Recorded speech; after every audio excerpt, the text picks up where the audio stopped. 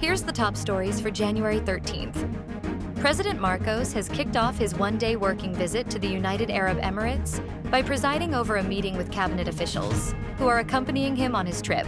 Palace press officer and communications undersecretary Claire Castro said Marcos arrived in Abu Dhabi at 11:09 p.m. Marcos's delegation included the secretaries of the Department of Foreign Affairs, Department of Finance, Department of Information and Communication Technology, and Ambassador Alfonso Ver. Marcos is also expected to meet with UAE President Sheikh Mohammed bin Zayed Al Nahyan at the Abu Dhabi National Exhibition Center. On Tuesday, the president is also set to attend the opening ceremony of the Abu Dhabi Sustainability Week, where he will deliver a keynote speech. Marcos will also hold a business meeting with Damac Digital, a global digital infrastructure company, to advance the country's business and technology interests. He will also meet with the Filipino community in Abu Dhabi.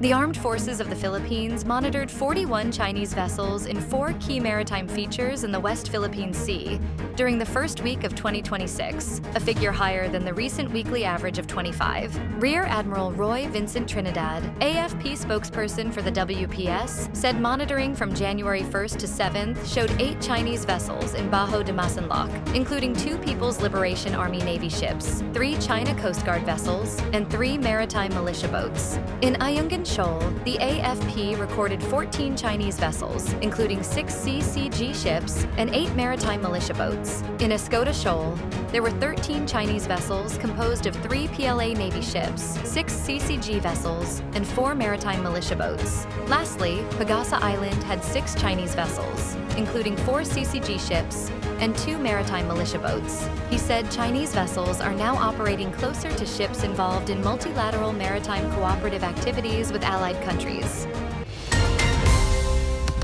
President Marcos has ordered the Department of the Interior and local government to formally apply for an extradition treaty in a bid to arrest fugitive Zaldy Co, who is believed to be in Portugal. DILG Secretary Johnvic Remulla disclosed on Tuesday, January 13th, that Marcos has instructed them to apply for the extradition of Co, even without the existence of a formal extradition treaty between the Philippines and Portugal. The DILG chief also bared that they have already requested the repatriation of Co through the Interpol. The Philippine Institute of Volcanology and Seismology said a brief episode of incandescent lava fountaining was observed at Mayon Volcano early Tuesday, January 13th.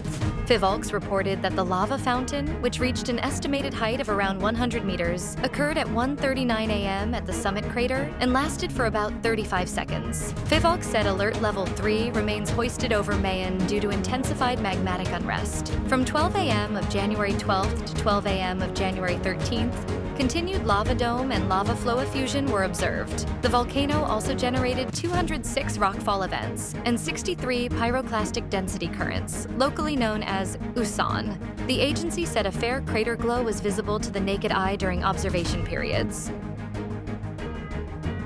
The Philippine Atmospheric, Geophysical, and Astronomical Services Administration said on Tuesday, January 13th, that a low-pressure area has formed outside the Philippine area of responsibility and may become the first tropical cyclone of 2026. PAGASA said the LPA was estimated at about 1,100 kilometers east-southeast of southeastern Mindanao as of 8 a.m. It currently has a medium chance of developing into a tropical depression within the next 24 hours. PAGASA weather specialist Chanel Dominguez said once it develops into a tropical cyclone inside PAR, it will be given the name ADA, the first for 2026.